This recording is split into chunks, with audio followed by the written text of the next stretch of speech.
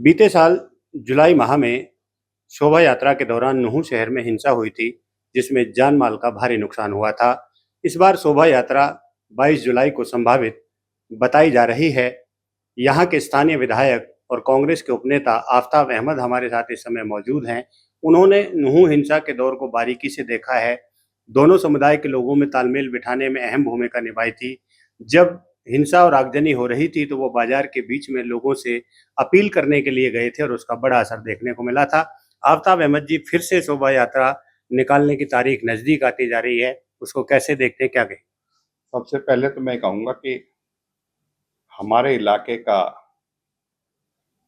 भाईचारा, आपसी सामाजिक सौहार्द एक मिसाल है।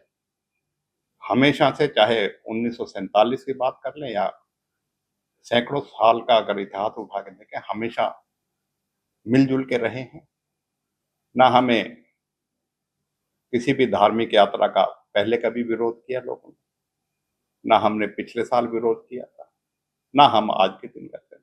हमारी जो वो पहले दिन से जो शंकाएं थी कि किस तरीके से शोभा यात्रा के माध्यम से कुछ शरारती तत्व और कुछ महत्वाकांक्षी लोग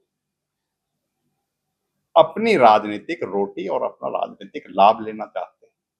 एक माहौल बनाया जाता है, समाज को उकसाने का माहौल बनाया जाता है, समाज में इस तरीके की चैलेंजबाजी करी जाती है।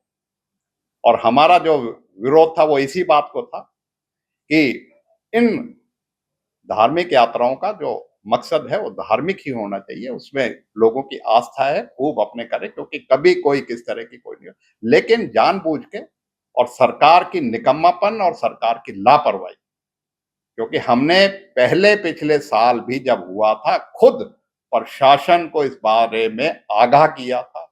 और मैं आप प्रेस साथियों को भी मुबारकबाद देता हूं इस बात की। आप लोगों ने भी प्रशासन को लिखित में भी, अखबारों में लिख के और अपने जो है प्रचार और जो प्रेस के माध्यम से इस बात की आशंका जताई थी। लेकिन सरकार की लापरवाही और सरकार का जो नजरिया था और किस तरीके से चैलेंजबाजी को उन्होंने होने दिया और माहौल को गरमा के उसमें समाज में दो समुदाय के लोग शोभा यात्रा जैसी धार्मिक उसके लिए जो है टकराव बन गया और उसमें लोगों की तो जान माल की तो हानि हुई हुई। सबसे बड़ा हानि हमारे यहाँ के आपसी भाईचारे को हुआ। हमारा इलाका इस बात के लिए हमेशा से शर्मसार रहेगा कि हमारे इलाके में बाहर के लोगों ने आके इस तरह की घटना को अंजाम दिया। तो हम तो ये कहते हैं आज भी इसी तरह का माहौल फिर से बनाना शुरू किया जाता है और प्रेस के माध्यम से इस तरह की बातें कहना, किसी को कोई अधिकार नहीं है किसी इलाके को मिनी पाकिस्तान के तरह कहे। हम पे इल्जाम लगाते रहे, लेकिन पूरे इलाके को, पूरे समुदाय को आप बदनाम करने की कोशिश करते हैं। और ये षड्यंत्र इसी बात का है। कहीं अखबारों के और किसी उसके संगठनों के माध्यम से ये प्रचार किया जाता है कि इस इलाके से कुछ हमारे जो दूसरे समुदाय के लोग हैं वो पलायन करके, डर के मारे करके। वास्तविकता अलग है, लेकिन लोग राजनीतिक फायदा उठाने के लिए, और भारतीय जनता पार्टी इस राजनीतिक और आरएसएस इस राजनीतिक जो है षड्यंत्र का कहीं ना कहीं हिस्सा दिखती है, कहीं इस बात से मतलब। और प्रशासन भी इन्हीं की बात से लापरवाही करके जो इनकी जिम्मेवारी होती है उससे जो है बचता दिखता है। और उस चीज को जो उनका धर्म है, जो कर्तव्य है प्रशासन अधिकारियों का, उसमें करने में उनको जो है कठिनाई आती है। और इसी वजह से कमजोर फैसले लेने से लोगों की बताने के बावजूद भी इस तरह की घटनाएं होती है। तो हम तो ये कहते हैं सरकार भी अपना वचन निभाए, प्रशासनिक अधिकारी चाहे वो जिले का है चाहे चंडीगढ़ का है, अपनी जिम्मेवारी निभाएं, इलाके की वास्तविकता को समझे और ऐसे शरारती तत्व और ऐसे लोगों को जो उकसा के, क्योंकि ये शुरुआत हो चुकी है, मैं इसलिए कह रहा हूं ऐसे लोगों पे लगाम कसे और ऐसी चीजों को ना होने दें। यात्रा से ना पहले किसी को एतराज था, ना आज किसी को एतराज है। कोई धर्म की, मैं समझता हूं कि इतनी जल्दी शांति लौटी दोनों समुदाय में।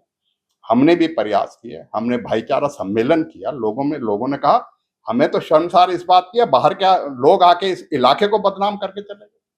तो मैं तो आज भी इसको बड़ी जिम्मेवारी से कह सकता हूं कि सरकार इसमें राजनीति ना करें और अपनी जिम्मेवारी निभा के प्रशासनिक अधिकारी अपनी जिम्मेवारी निभाएं और कोई ऐसा मौका और कोई ऐसे शरारती तत्व जो इस तरह की एक जो है माहौल बनाने की तैयारी कर रहे हैं सोशल मीडिया के माध्यम से, लोगों से मिलकर, अधिकारियों से मिलकर और इस तरीके के बयान देते हैं, उन पर जो है लगाम लगे, उनके खिलाफ कार्रवाई होए।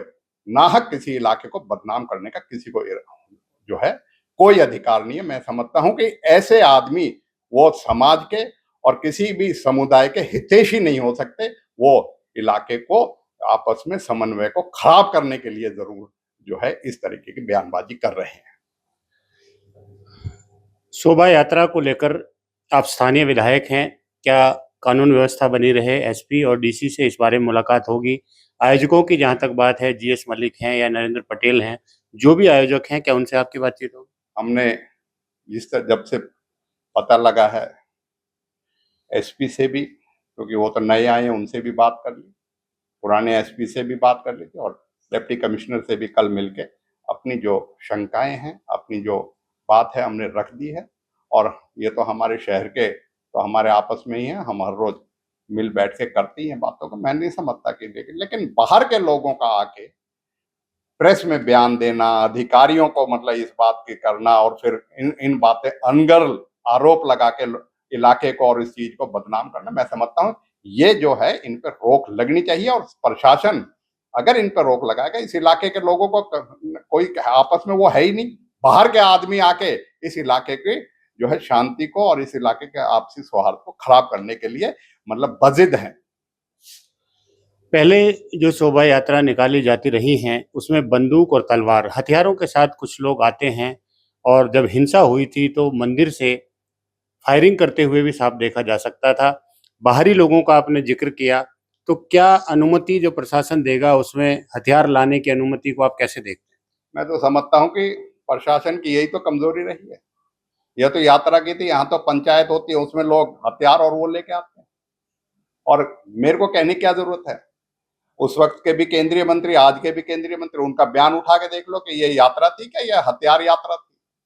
तो इसलिए इनके मतलब नियत में जो है, इनकी नियत में फर्क है। ये शोभा यात्रा की आड़ में कुछ लोग अपना जो है ताकत और अपने जो है बल और अपनी जो है जो वो है हथियारों का प्रदर्शन करके इस इलाके को जो है आपस में इस जो भाईचारा है ना उसमें कहीं ना कहीं खराब करने का काम करते रहे हैं। क्योंकि मैंने बताया शोभा यात्रा के अलावा पंचायतों में भी इस तरह का भाषणबाजी, डीजे बाजी और इस तरीके के ऐसी बात, लेकिन प्रशासन जो है मौन रहता है। प्रशासन की कमजोरी है, प्रशासन की कमी है, सरकार की कमी है, जिसकी वजह से इस तरह का माहौल बनने दिया जाता है। मुस्लिम भाईचारा बना रहे, सदियों से यहाँ भाईचारा बना रहा है, आपकी क्या अपील है दोनों से? हमारी यही है, पहले भी हम दोनों समुदायों ने इस दंश को झेला है। इस इलाके में ना कभी ऐसा इतिहास रहा है ना किसी चीज का। हम अभी भी मिलजुल के रहेंगे और किसी भी ऐसी शरारती तत्वों को, किसी भी ऐसे असामाजिक लोगों को जो इलाके में अमन चैन और सामाजिक सौहार्द को खराब करना चाहिए, उनके साथ ना दें और उनसे बच के रहें और प्रशासन अपनी जिम्मेवारी निभाए। हम तो मिलके यहाँ से रहते आए हैं, हमारे बीच में किसी तरीके का ऐसा कुछ नहीं है। लेकिन बाहर के लोग यहाँ के इलाके के लोगों को जो है उकसा के और इस माहौल को खराब करने का काम ना करें। और ना शोभा यात्रा धार्मिक यात्रा है, इसे ताकत की या हथियार की या उसकी प्रदर्शनी ना बना के इस तरीके का आयोजन